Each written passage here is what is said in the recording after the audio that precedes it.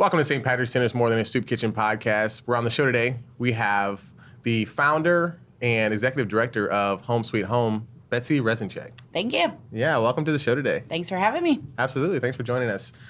So for folks that don't really know much about Home Sweet Home, let's just start there. Sure. Talk a little bit about your organization and the mission that you guys are serving. Of course. So very simply, Home Sweet Home is a furniture bank.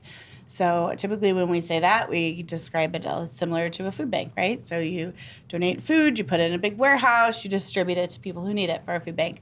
Furniture bank is the same process, right? So we have a big warehouse, people donate furniture and household items to us, and just like furniture or food banks, we partner with other agencies who have clients who need furniture and household items. And so those agencies then refer families to us, so that's how people get to us. And they get to come and shop for their furniture, and then we deliver it to them. Okay, what kind of furniture do you guys accept? Yeah, so it's all over the place. Anything, I always kind of describe it, if you are moving into that apartment for the first time and you need everything. So you need pots and pans and linens and measuring cups, but you also need a bed and a couch and a chair. All of those most basic items, a lot of times it could include the shower curtains and the shower rings, right? And so it's all of those items. So often the clients are getting, on an average, I think it's like 95 items. Wow. Every time they shop. But we have a few tricks, right? So our clients, our whole mission is to give people dignity and pride in their lives, and we do that through furniture. And so what we take has to still be in really good condition. So people often say, I'm really picky. I tried to donate my couch, but you didn't take it, and it's really true. So we won't take anything that's ripped, has tears, stains, holes, etc. It's because our clients deserve to have nice things, and Right. they get to pick it out. So they get to say, I like that table and not that one, right? And so they like having options that they can be really proud of because they deserve that. And then we deliver those items too. So it really is the gamut of everything you're moving into that first time. Oftentimes our families need it all. Okay, and what kind of clients are you guys serving? Sure. So we work with almost 60 agencies in town. So for us, the key thing, and we knew this when we started Home Sweet Home, is that we wanted to partner with agencies that had an ongoing case manager relationship with their families. And so that didn't have to be just homeless service organizations, although that was the intention when we started. But when we started, we quickly got calls and requests from agencies that didn't do homeless services. They just helped people get glasses or were cancer oncology Right. clinics for children, because poverty spans not just homelessness, right? And so it could be an children's oncology clinic that's referring patients their patients to us. It could be St. Patrick's Center, and St. Patrick's Center was one of our very early partners that joined in. It could be people who are coming out of incarceration. It really kind of spans the gamut. And for us, as the staff know where the clients are coming from, but the volunteers that help them shop don't, because we are trying to avoid any type of that stigma, right? Yeah. So they might be coming from doorways, so they might be living with HIV/AIDS, right? There's all kinds of stigmas that people attach to that. And so our volunteer shoppers have no clue, right? They just know that it's Angela, she's got 2 kids, and she needs this furniture, and they're supposed to love and take care of her for that 40 minutes she's in the warehouse. That's awesome. That's awesome. I really love your guys' mission. We have a very small operation when it comes to take home kits that we have, as far as some linen, some plates and things like that, maybe some mixing bowls. But it's just nice knowing that whenever we're able to house a client that we partner with you guys in order to fill that house, and it really helps to make it a home, or to begin making that house a home with all of the furnitures, cooking utensils and all those things. And I actually last year around this time went to visit a client named Susan, and walked into her house. And she was showing us around, and she just kept talking about the things that she had in her kitchen, such as her coffee pot in her microwave or her toaster oven and just things like that. And she's like, I'm just so happy to have things like this that I can cook for myself and I can make myself coffee. And I'm like, okay, so where did you get those things? And she's like, Home Sweet Home. And it just all kind of made sense. I'm like, yay! There it is. My first interaction, with someone who has utilized your resources. So it was so awesome to see the joy that, those small things brought to her, as well as her bed came from Home Sweet Home and her linens and stuff like that. So you guys are absolutely doing great work. Thank you. So how did you come about starting Home Sweet Home? Yes. So I had been working at a Center for Women in Transition, which is, I think, now called Kiwi, and working with women who are coming out of the incarceration. And I was doing fundraising. But I remember there was a woman who was moving into her own place, as all of our women did, and we didn't have this. So I remember trying to find her a bed, and then the case manager was trying to find a couch. And we both thought, well, how the heck are we going to get anywhere? We don't have a truck. She has a bus pass. So a board member had a truck, and I don't know what happened after that. I don't remember. But never crossed my mind, because I am not this smart, right, to create this. So then the next organization I worked at was Shalom House, and they worked with women who had mental illness and addiction, and that was also a 2-year program, and I was doing fundraising there.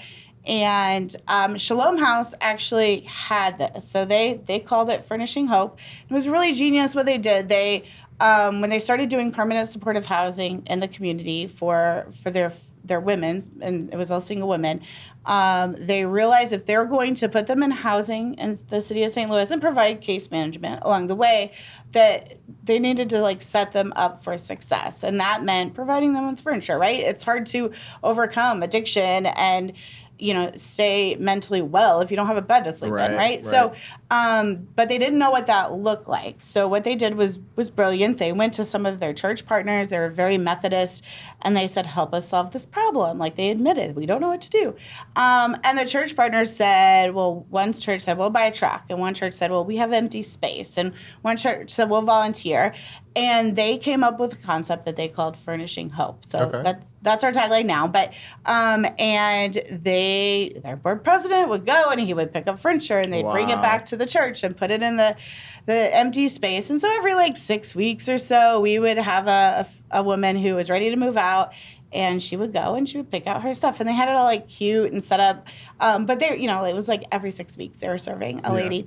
And then we would use volunteers to deliver that furniture. And so they started that. At some point I started working there. And we were always getting calls from other organizations saying hey, how can we access that furniture? But that wasn't our mission. And we didn't have that much furniture. Right. So I said haphazardly to somebody one time, it's somebody needs to do this furniture, but for everybody. And we kind of looked at each other and we're that's pretty simple, right? And so we Googled it and realized Furniture Bank was a thing. And there are smaller ones or smaller groups, faith groups that do it here in the city, but nothing to the extent that I was seeing online. But I had a job with health insurance that I really liked, and I've never run anything, and I never started anything, so that seems silly. But I did think about it. I remember laying on my son's floor when he's trying to fall asleep. I'm scratching out a budget. What would this look like, right? And I would ask really opinionated people like my mom, do you think we'd ever get enough furniture? And I asked case manager friends, is this something you guys could use? And everyone thought it was a cool idea. And then Shalom House closes. And so we're all out of a job, and my phone is do the furniture thing, do the furniture thing. And I was I don't know anything about furniture. I don't know anything about running a place. I don't even like furniture, right? I can't build it. I can't design it. I'm colorblind, whatever. And then I tried to get a job, and that didn't happen. So I woke up one day, and I was I had gotten denied by 2 jobs on the same day. And so, but then I woke up the next day. I was I guess I have to do this stupid furniture thing. That's the honest answer, right?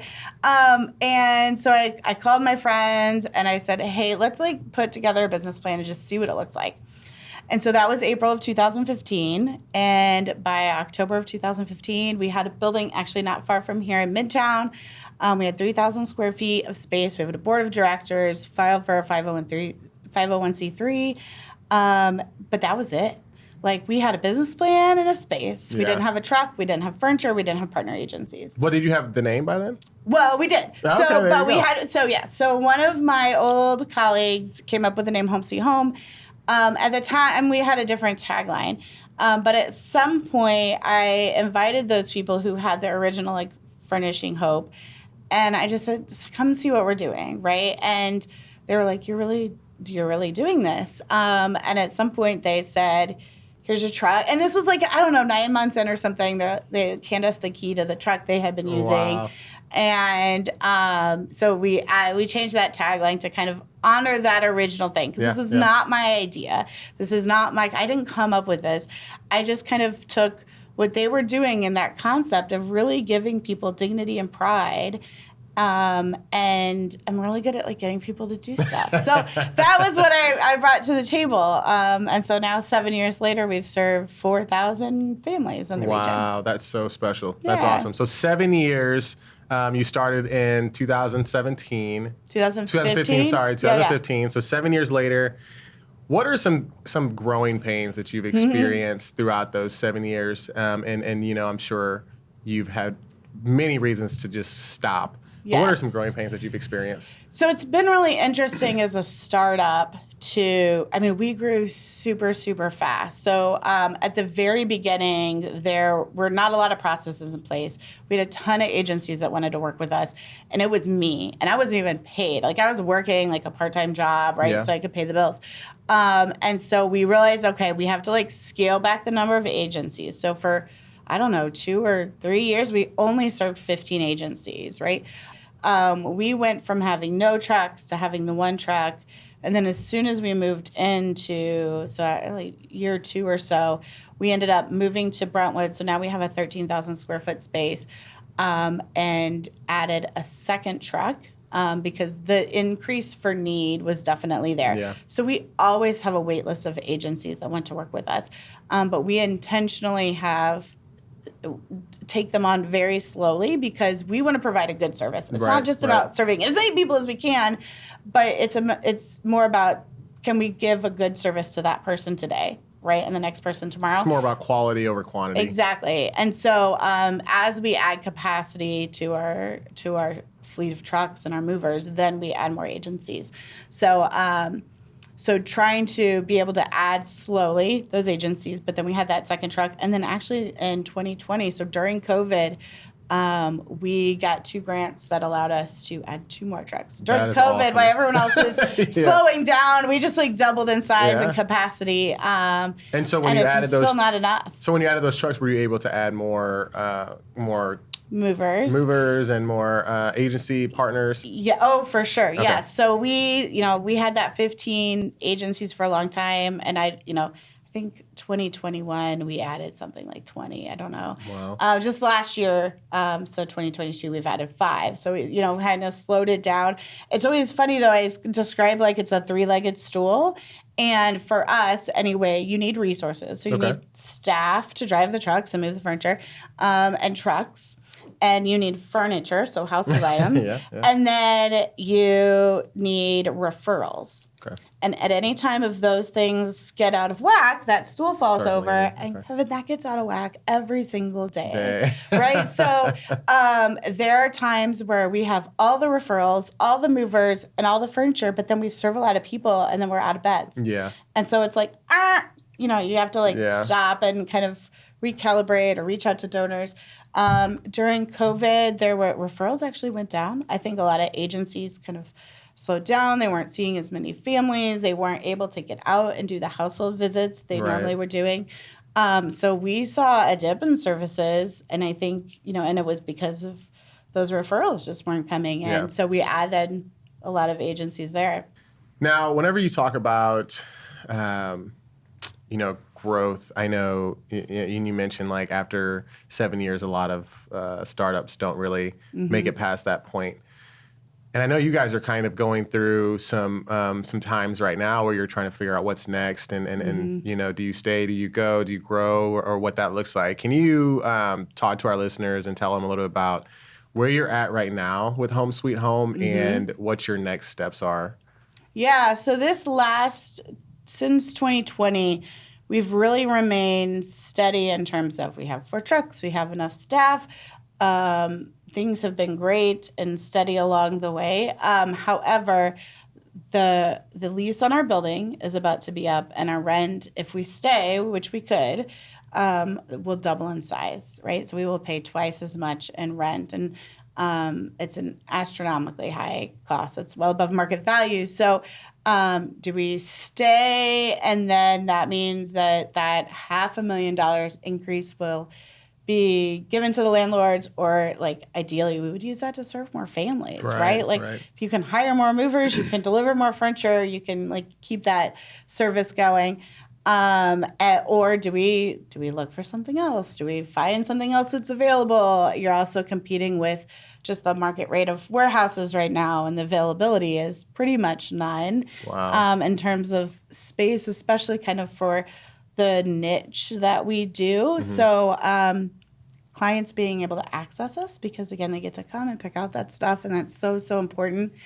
They have to be able to get there by bus, right? So while there may be places out in Fenton, like clients can't get out to Fenton. Yeah. So it's just kind of a delicate balance of, we've created this like monster, this beast, this like train that's barreling down the tracks. And, we even had a board member the other day that said, like, at what point is it too much? And do we consider like slowing that train down? And he's like, are we taking on too much? That's how he said it. And I just like laughed hysterically, because we've been doing that since like day one. But this is the amazing part, is that what I continue to see happen, and this is probably not specific to Home Sweet Home, but any agency that's run well, when there's a challenge and you talk about that challenge, the St. Louis community like steps up and says, oh, we'll help you with that, right? Or like magically. And that's what happened with this other warehouse, right? When we originally had to move. Is that if you talk about what you need and why you need it and the importance of the work that you're doing, solutions present themselves. You just have to have that conversation like 100 billion times. Law of average, right? Yeah. If you have a billion conversations, and somebody's bound to take. Yeah. So we talk a lot about collaboration at St. Patrick's Center. It's one of our core values. And so, what does that look like for you guys? I know obviously collaborating with the agencies and clients, but as far as like corporate partnerships, how do you guys maneuver around that space? Yeah, so a lot of our donations do also come from that corporate arena, right? Okay. So whether that's from a Slumberland Furniture or WashU or a Wells Fargo that has items that they're donating that we can pick up and then give to families, or corporate groups doing pillow drives or drives for stuff, or coming in and building dressers. It's a lot of ways that people can interact with the mission. So that's the super cool thing that I found at Home Sweet Home that we couldn't do when I had worked at homeless shelters necessarily, is you can't have them in and parade them around like, a woman's bed and living area, right? And so this allows volunteers, whether they're individual or with corporate groups, to come in, and it's tangible. So when people walk into our warehouse, like, they get in theory what we do, right? Like, oh, you give furniture away. But when they come in and they see it, they're like, oh, I get it now, right? Yeah. Like, we hear that a lot. So being able to have groups that can come in to see that, to be able to show that off, really helps in like what we do in that like corporate outreach. Yeah. Our challenge there, to be really brutally honest, is that as many nonprofits, we don't have enough staff to like follow up with that, right? So there was something about this year, and the last month we had 40 corporate groups come in. Wow. And the board members like, how are we following up? And I was like, I don't know, right? Like, we'll get there, but like there's like one development person trying to like follow up with a team of like 40 corporate groups. And so trying to figure out how to manage all of that, because you can't just say like, sorry, Worldwide Technology, we don't want you to volunteer, because we do. But it's how are we going to steward that relationship and give them a good experience, but also something that's useful to the mission, right? Because I'm not a big fan of doing something, painting that wall over and over. So that's the challenge of like, how do we keep up with that massive train that's going down the tracks? And the train was going real steady for a while, but just this year has definitely picked up. And then balancing that with a potential move, and do you move more to the east, so you can serve more counties or whatever. Who knows? We don't know. Yeah, nobody knows. It's like, as you mentioned, though, before, it's, you have those conversations, then when that one person offers, makes an offer or has a solution, then that's where you go. Correct. Like, that's right. Whether it's east, west, or whatever. Exactly. Like, and that strategic plan is there. We know what we're building on. We know what we have to do. And so everyone's just kind of like focused on that same thing. That's awesome. Yeah. When you mentioned bringing corporations in and volunteers and things like that. So we really love getting corporations or even individuals that just, what do you guys do, bringing them into St. Patrick's Center, because once they're actually there and they see our clothing room, our food pantry, they serve lunch to our clients, they really start to feel and understand the importance of what we do at St. Patrick's Center and what we've been doing for 40 years. Yeah. So it's awesome. And it's just great to be able to, offer a tangible experience as opposed to just, hey, look at our Facebook account and you can see. So, I mean, I would highly encourage anybody interested in learning more about what a furniture bank looks like and how it operates. Obviously, Home Sweet Home is doing it top notch in the Midwest. So. Please visit, and after you're done visiting Home Sweet Home, come by St. Patrick's Center. And but let me bring on you guys, though, because St. Patrick's Center was one of our first partner agencies, and I don't even remember necessarily who was the original contact, but I looked it up. So we have served 675 families or clients from St. Patrick's Center, right? And I didn't look up the statistics further, but I would bet to assume at least 75% of those are veterans, right? And so that's awesome. Where the big relationship started.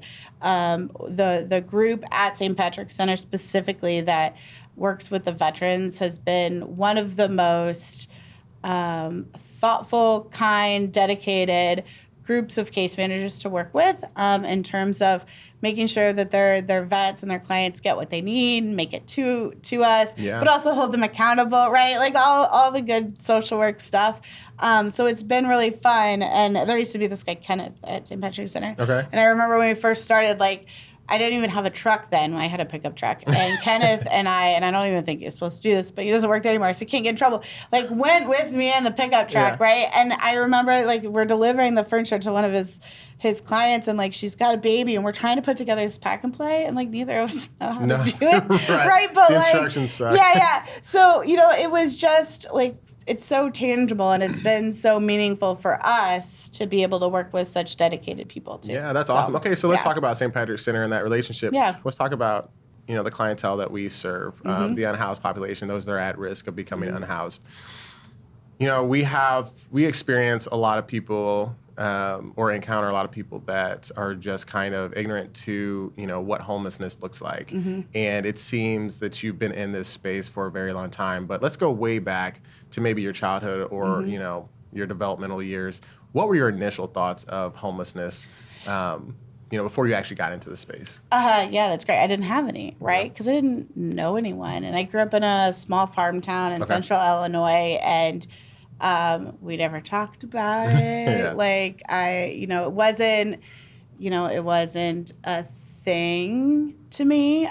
Just like probably, sorry, Mom, we weren't one of those families that, like, talked about social issues, right? So I had a very happy childhood, and it was non-existent for me, as other things were non-existent, unfortunately. So since it was non-existent, does that mean you also didn't have negative thoughts on people that consume welfare? Sure. Okay. Yeah. Okay. Never thought about that, but yeah. Okay. Because if a lot of times when you don't experience something, if you are still cognizant of it, you think that it's okay. They're using, they're on welfare, they're taking advantage of the system, or they should be working or whatever, because you don't understand. But obviously, you understand now way more than most people now, because you've been in it and been indulged in it for a while. So, what would you say now to somebody who may have those preconceived notions or the ignorance of homelessness? Oh, yeah. So that's a good one. So this is where I might cry, right? I think it goes back to we all have different traumas in our life. And I always described at Shalom House is that we have these pillars that hold us up. And I was very lucky to be born with a lot of pillars, right? I had 2 parents in the household. I had health insurance. Maybe you have like a faith community, right? You have all these things that hold you up. And some of us have more pillars naturally than others. And so as those pillars get knocked down by no fault of our own, right? You lose your job or your kid gets cancer or whatever, you go to war, you get those pillars knocked out from you. And so those of us who are privileged enough to have more pillars than others can still hold our stuff together, right? We can keep it afloat. And others need those pillars, others get those pillars knocked out. They don't have enough to start with. And so that's where the community has to like come along and kind of help be the pillars for others. We all are born with circumstances out of our control. And to be brutally honest, like we have set up the system where certain people benefit from those pillars, and we try to keep certain people having them and other people not. And I think we have to acknowledge that too. Okay. Yeah. People don't like to hear that. That's where it gets messy and they get mad of like, no, but yeah. The realities, of, and you know, the support is something that we talk about a lot. And, you know, whenever we talk to our clients, you know, some of them do have the support system, but may be, you know, kind of avoiding or not ready to accept that. And that's what led to their homelessness. But a lot of times there is no support. There's no support, or maybe you've knocked that own pillar out yourself because the mental illness and the struggles that are going on medically prevent those relationships from fully happening, right? And so you've knocked out those supports on your own. Yeah. Not because you wanted to, but because, there's things that, it just happened. Right. Okay. So what would you ask of the community whenever it comes to the support that you guys are looking for to whether that's move or continue operations where you're at? What are some things that you're looking for, volunteers or, you know, funding? Sure. So my first thing whenever somebody says, what do you guys need? I need people who own companies to pay their employees a living wage. Okay. Because what ultimately we all want to do in the nonprofit sector is not have to do this work, right? Yes. So if people can work at a local store, a local business, and get paid enough so that they don't need to come in and use our services, that would be swell. So that's always my first request. Yeah. But when it comes specifically to what we do, there's definitely many ways to get involved, right? So people can always donate financially. People can always donate items, right? So it's super fun to take your kids to Walmart and pick out a bunch of stuff like pots and pans and stuff like that. So we have a list on our website of all the things we take, but also the things we can't take. And people. I do see that often that you're like, you have the green check and the red X. You're like, these is what we cannot take. Please stop bringing us these items. That TV that's like 56 inches is just a little too big to carry up 3 flights of stairs in the South City apartment. So people can always donate stuff. It's a great, easy, tangible way to get involved. But people can also volunteer. So whether that's bringing a faith group down or a school group or corporate group or just as individuals. So we have more than 150 regular volunteers that come in, and we do a lot of training, but help the client shop. Or if you've ever wanted to work at Goodwill, here's your chance, right? Unpack all the stuff that's coming in and see like the cool things that people donate and separate what we can use with what we can't. Packing things back up, just all kinds of different ways to get involved. So definitely volunteer, donate stuff, donate money, but also if you know of anyone with 30,000 square feet out there that may be centrally located with lots of parking and access to public transportation, we would love to talk to you.